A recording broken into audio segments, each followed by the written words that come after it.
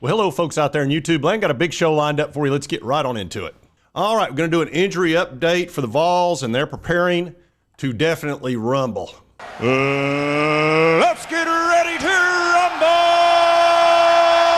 Oh, yeah, we're just a few weeks away, folks, from the beginning of what I think is going to be the most fantastic season in the history of college football.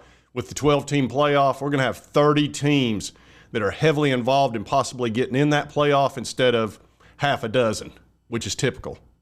But anyway, let's talk about these injury updates and see where the Vols stand right now. And this story is by Adam Sparks of the Knoxville News-Sentinel. He did a great job covering the NCAA investigation. And of course, the big question everybody wants to know, how's Bru McCoy doing? Is he going to be available? And so on and so forth, because he is such an important cog in our offense. Not only is he a five-star wide receiver that is tough as nails out there, he provides a lot of downfield blocking that not only frees up the wide receivers a lot of times, but also the running backs. Once he gets down into the defensive backfield, he'll blow up a safety. The guy's 225 pounds, the size of a middle linebacker, and much quicker. So let's see what's up with Bru. He said he's back to Tennessee football, but not quite in the lineup yet. Said they opened preseason Wednesday. He said McCoy was in full uniform and went through warmups, but he didn't run receiver routes. He said that's not surprising. And we all know about the brutal ankle injury. Oh, my gosh. That was one of the worst injuries I've ever seen as far as an ankle is concerned. I mean, it turned at 90 degrees. It's awful. That was against South Carolina. And it wasn't a bad hit or anything. It was just very unfortunate. Said McCoy was in the receiver lines, didn't run the routes or catch passes during the periods open to the media. He said he was coaching Dante Thornton, and I think Thornton's just coming back from injury as well. So it sounds like Thornton's 100%. He's running routes and all of that. And it sounds like Thornton will be taking his place until McCoy returns, which it may be early in the season. He said, but expect McCoy's participation to increase through preseason as he gains strength and confidence in his ankle. He actually underwent 4 surgeries, spent 10 days in the hospital. That was just, it was brutal. And he's been rehabbing for 10 months. So the coaches and teammates are fired up about it. Said the training staff said, hey, bro, we got to pull you back a little bit. Said like he's pushing it over and over to try to get there as quickly as possible. Because there's a lot of talk about Jordan Ross, 5-star edge rusher. He was our highest ranked recruit last year, and we got him out of the state of Alabama, which is really rare for us to do. Normally, Alabama scoops them up, or Auburn, or Georgia. So this was a big get for us, and he is really impressing some folks over there. He's 6'5", 245. He was the #1 edge rusher last year in high school.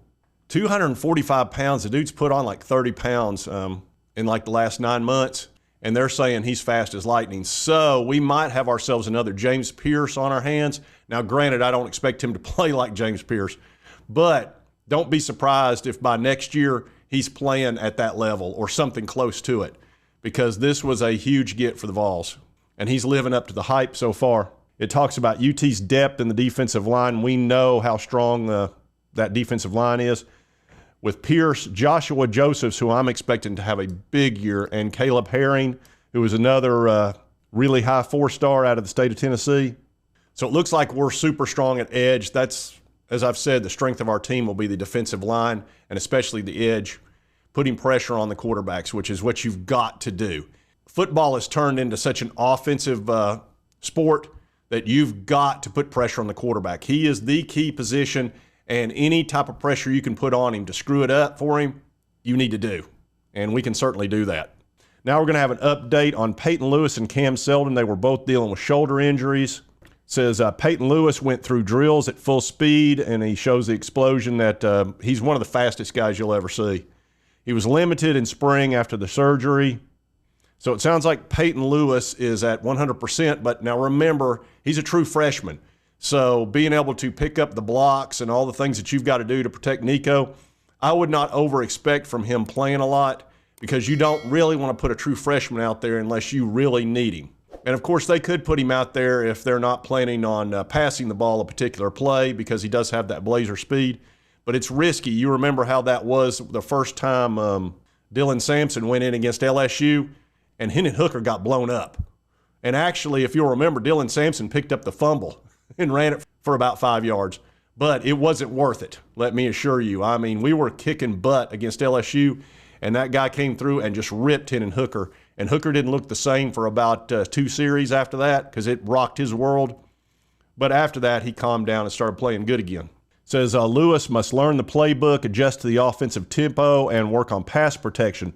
The pass protection is the key thing. Cam Seldon, who's a guy I'm really expecting something out of this year, he's a sophomore, said he was in the red jersey in the first practice, coming back from his shoulder surgery. He could return somewhere around the start of the season, but that is uncertain.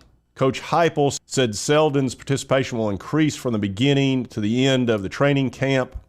We hope to have him healthy early in the season. You can absolutely read nothing into that. I'll just go ahead and tell you, I've been following Heupel now for a few years. He doesn't give away anything on injuries. That's just the way that it is. So don't over-expect one way or the other because you don't really know what's going on. Heupel loves to play mind games, and he doesn't want any of his opposition to have a clue where he is with personnel. We also, of course, we've got Dylan Sampson, who'll be the starter. Then you've got Deshaun Bishop, who is a Knoxville native and a really good running back. And then Khalif Keith, who is a big dude. He's about 235 pounds and knock your head off. He's going to be our short distance running back and should have no problem when it's like 3rd and 1. Just pound the rock right behind Mays and Lance Hurd. Shouldn't be a problem. All right, now let's take a look at Arian Carter. This is a very important player for us. Says he didn't show any problems with the injured shoulder, displayed speed and explosion. This guy could be a really, really special player. And he flashed last year. He's a former running back / linebacker, and he will knock your head off. He's big and extremely quick and smart as crap. This guy is probably going to be a leader back there along with Peely, and I expect those 2 guys to start. And if we can keep those 2 healthy, that would help our defensive backfield a lot. Both those guys can do pass coverage, which is super important because, you know, we struggle in our secondary. It's our weakest link by far. You are the weakest link. Goodbye. Hopefully we're better. We're supposed to be more athletic, faster, and more talented in the defensive backfield. We replaced the entire defensive backfield. So we'll see. It's the one huge question mark for our Vols. Talks about the wide receivers. Said they were a little bit shaky at the start of the first practice. Some of the guys were dropping balls. Said Squirrel White was great. Said he caught every pass. You've got Bru McCoy, Thornton, Tulane transfer Chris Brazel, who's supposed to be really good. He had a great year last year for, I believe it was Oregon State.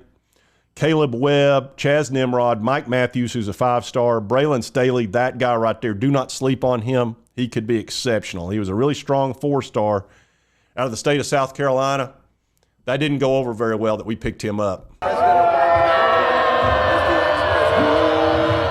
Yeah, Carolina was not happy. All right, folks, just want to do that injury update, sort of give you a little bit of information what's going on there in fall practice. I tell you what, I know everybody gets excited this time of year, but this should be the best team that Tennessee's had under Josh Heupel as far as talent is concerned. This will be his 4th year, and this is when you really see what a coach is made of as far as his recruiting, putting a team together.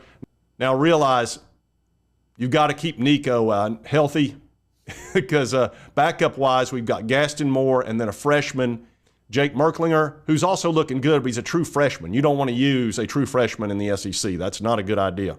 So it would probably be Gaston Moore as a backup, and we'll probably get to see him in the 4th quarter of a lot of games.